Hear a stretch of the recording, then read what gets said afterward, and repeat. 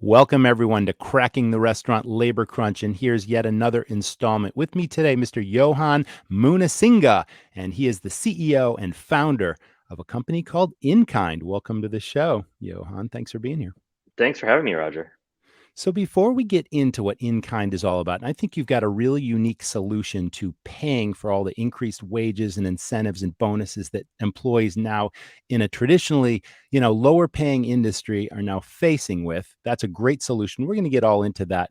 Let's talk a little bit about the importance of technology for the future. And then let's talk about your unique situation. Now, you mentioned something about there being 110,000 restaurant spaces for lease, and you saw an opportunity.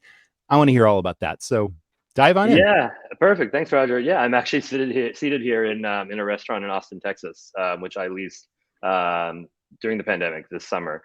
And really, there's 110,000 empty restaurants in the U.S. that have the infrastructure. We already have a kitchen and the HVAC and the millions and millions of dollars that would be needed to open this restaurant. And what we're seeing is that entrepreneurs like restaurateurs like myself, or groups who are expanding, they can open into new spaces and they don't need nearly as much money because really all you have to do is kind of repaint and maybe change the tables, right? Right, right, And right. InKind's happy to provide that funding. And then when you open, you don't have debt, you don't have other investors you need to pay. And so what you're able to do is actually give your employees profit sharing instead of paying the investors with the debt. And that way you can retain and hire the best talent because you can actually pay them more. And really, that money, you would have to have given to a bank or to an investor anyway. You might as well give it to your employees, which are really critical, obviously, in this time for the restaurant industry. Well, that's absolutely true because, restaurants are struggling finding new people, but it's so imperative that they keep their good people that are already working for them happy. And of course, we talked about, the importance of raising wages and coming up with unique incentives and bonuses for, not only managers, but line employees as well. If they come up with good ideas, if they're really productive, if they're somehow adding to the positive productivity of a restaurant or the bottom line, it's like my restaurant's always incentivized managers and line staff for coming up with great ideas that either save money, new profit centers, all that sort of thing. So that's right in line with what you just said. Yeah, and Roger, on that note, we have a really great restaurant group, Michael Mina restaurant group that we work with, and Hmm. he was telling me, Chef Mina was telling me, one of their strategies is it's really hard to hire a line cook today, but it's not as hard to hire a career sous chef, somebody who wants to really make this their career. And so what he does is in any new cities or any cities that he's in, he wants to make sure he has at least three different restaurants in that city because he can take sous chefs and train them in different cuisines, which is important to them, and Absolutely. ultimately, like, Yeah. employees need to be paid well, and it's a hard industry. But really, if you think about it, it's not just the money that drives, restaurant employees, it's their career. They want to do something. They want to be working somewhere where they're learning and they're enjoying being there. Right. And I think that's the opportunity today that COVID, was obviously terrible for the industry and horrific, horrific. I think the opportunity that exists now is that restaurants can open into new spaces in that way that we just talked about, where they Yes. don't have to have as much investment to do it, and then that also allows them to have their staff, move into more management positions. Let's say, because if you're opening a new restaurant, maybe you take a bartender from your current restaurant and make him a bar manager at the new restaurant, right? And you start to create kind of career opportunities for your restaurant workers, which ultimately is what I think the industry needs, right? Is career workers and not It just people does. who come in for a job. It absolutely does. And you're bringing up an interesting point because leading by example is so, so important. In the past, it was okay well, I shouldn't say it was okay, but it was commonplace for a restaurant manager to delegate. And there's a difference between delegating and empowering. Anybody can tell somebody what to do, and that doesn't necessarily build teamwork or respect. But if you can, recognize talent in someone and give them opportunities to move up and even give them the chance to fail, but just trust in their good judgment, ultimately you're going to come out on top. And then recognize and reward those people for their achievements. That is empowering. And that is leading by example and not being a figurehead in the back office, not being too important to do any restaurant task if it's important. And what you said about, developing people and moving them around and giving them career opportunities is absolutely essential for the future, as opposed to the old way, turn them and burn them. We can no Yeah. longer afford to turn and burn people. We have to develop and nurture them, recognize and reward them, and make them feel like that their voice matters, and that if they have great ideas, we should be open door to that. And I had success doing that in my own restaurants, but I think it's more important now than ever. 100%. I wish that every restaurant owner could hear what you just said, Roger. I think that is Thanks. probably the best advice anybody could ever give somebody. Well, right on. Let's dive in. Now, inKind is a really unique restaurant funding opportunity. And it's great because, I think I mentioned to you earlier, when I ran restaurants, it was all about trade and not paying a dollar for every dollar of service. It was about pennies on the dollar and getting things a lot less money. It's essentially, it was based on my food and beverage cost. So if Yep. your food and beverage cost in a restaurant is like 30% combined or even a little higher, it's better than paying a dollar, for the same value that you're getting. So tell us all about inKind, how it works. And I'd be really curious to have our audience hear the ins and outs of inKind. Now, you're also a one source partner. So thanks to Performance Food Service for sponsoring this program. But if the audience isn't aware, One Source is a series of opportunities and benefits to performance customers. And I believe that's the place that they can find inKind as well. Go to the Performance Food Service One Source page, and I believe you're providing opportunities to find this service there. But tell us all about inKind. Yeah, absolutely. And thank you to Performance Food Service. We do have a partnership with them and are able to work with more restaurants and restaurants that in particular they work with. So that's great. InKind was really created out of me um, loving food and and financing restaurants in my neighborhood and like wanting those restaurants to exist and going in and eating at them.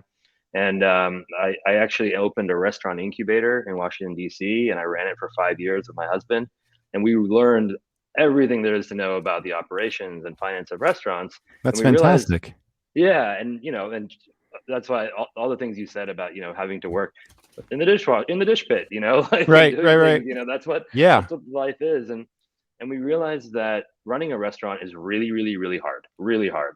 And and typically, the way that restaurants are typically financed is not great for restaurants because you pay for this big build out, you borrow, you essentially get money from investors, you pay them out of the profits, you hope to pay them back within 3 years, and that's kind of what every pro forma says. And usually it doesn't happen. And usually what happens is the restaurant owner is working 100 hours a week, and he's there for 5 years, and he realizes he's not making any money, and the investors are not going to ever get paid back, or there's too much debt, and it's just not worth doing. And as soon as he or she can get out of their personal guarantee on the lease, they close the restaurant. And that's actually the number one reason that restaurants close, is because it just doesn't make financial sense for the owner to keep running this restaurant. of course. And yeah, and so we really wanted to change that. We didn't want that to, because we as running our own restaurant, we're like, this is a lot of work.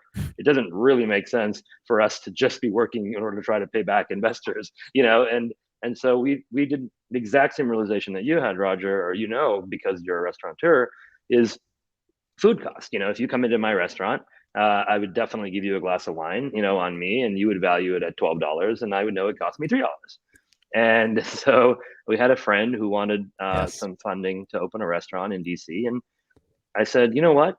Instead of me becoming a partner or giving you money that you have to pay me back, let me just buy a lot of food and beverage credit from you in advance. You can use the money to go and open, and then I'm going to sell that credit to people, people around DC that I know. I sold it in high dollar amounts so that, maybe I tell a customer, hey, if you prepay $1,000, I'll give you 1,200 in credit to eat at that restaurant. And the customer was like, oh, awesome, I'm getting a $300 bonus.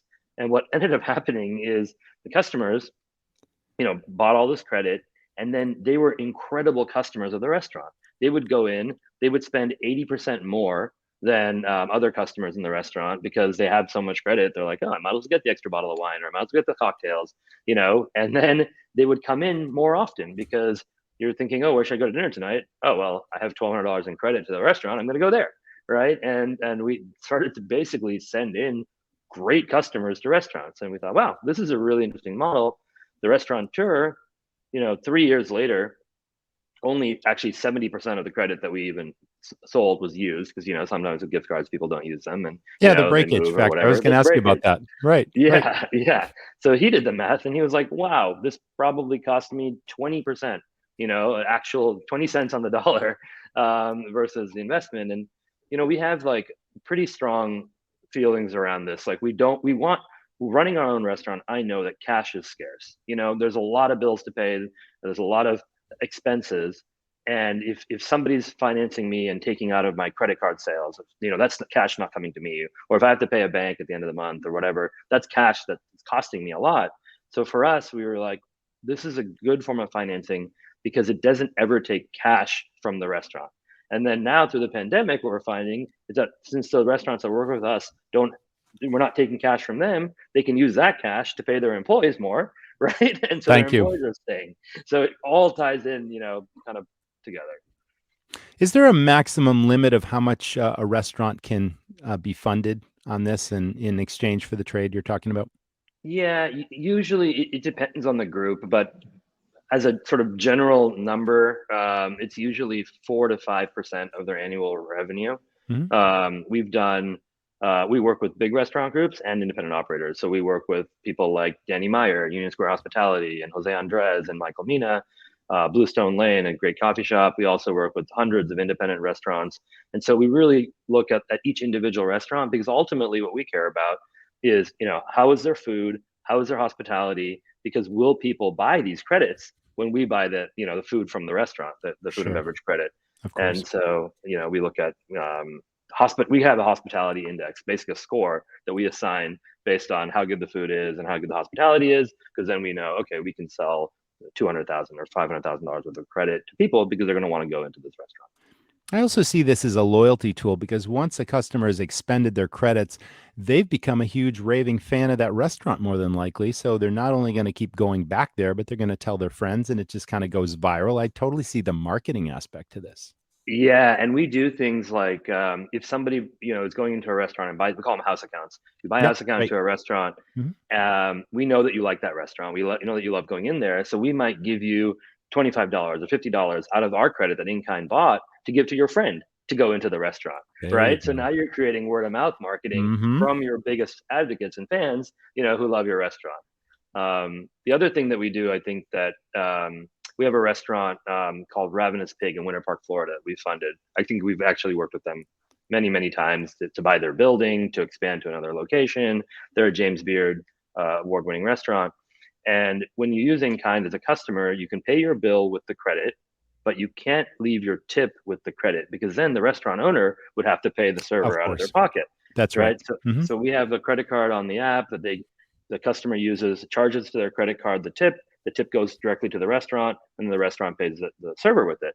And at Ravenous Pig, the average inKind house account holder tips 28%. And the reason is because the servers know that these are great customers, so they give them a better service experience. And because they're getting a better service experience, they're tipping more, which is meaning they're getting a better service experience, right? There's this great virtuous cycle that's created. And again, that helps the restaurant retain this great staff because they're getting good tips, and they're able to stay there. Wow, that's awesome. Let's talk about the app you just mentioned. Tell us about that. Yeah, my background is in technology, and so this is really is a technology-driven product. When you when you can open up the inKind app, and we have tens of thousands of users on the inKind app that have pre-spent thousands and thousands of dollars at restaurants. So they're really good customers. The customers are tipping 28%. They can open up the app. They can see all the restaurants in the inKind network that are participating, where they can buy house accounts in, and it really does drive a lot of new customers into the restaurants. So we're really, really particular about who we work with, because we only work with great restaurants, right? Because we want to make sure that the customers, when they go in, because they see the restaurant on the inKind app, that they're going to have a great experience. And so that's really our underwriting when we figure out who are we going to work with and how much are we going to fund them, is really based on, are they a great restaurant? Do people want to go there? And people in the inKind network, are they going to be happy when they go into this new restaurant and discover it through the network? For sure. Now let's talk about what's trackable through a point of sale system and what types of information we can glean from these people that have credits and all that, and how we can use that as a marketing tool as well. Yeah, Roger, one of the things that we really learned when we owned our own restaurant and ran it was just there's so much to do that you can't be an expert at everything, And so a restaurateur generally isn't an expert in digital marketing, right? That's For right. example, Absolutely. Yep. or in software and integration. So what we do is we try to take on as much of that as we can and really help the restaurant. So for example, we integrate with the point of sale automatically with our app. So if you go into a restaurant and you order a margarita with certain tequila in it. And then you pay with the inKind app. We know that you, Roger, now like that tequila or that you like tequila in general. So if the restaurant is doing an event, margarita night or something like that, we can actually reach out to you, Roger, in particular, and say, hey, we're doing this through the restaurant. And the restaurants can say, hey, we're doing a margarita night or a tequila tasting. Can you invite all of our people who've been here who like tequila, right? So we actually start to create profiles automatically of all of the guests, and we let the restaurants use those profiles to market and get those customers to come back in. Awesome. This is tremendous. Well, this has been a terrific show. I think you've offered us lots of solutions to this particular challenge. Thanks again, Johann, for being with us. He's with inKind, and to find him, what's your URL? inKind.com. inKind.com. Or if you're a Performance Foods customer, go right to the OneSource page, and all the information is right there. And we will see you in the next installment of Cracking the Restaurant Labor Crunch. Thanks again, Johann. Thanks so much, Roger.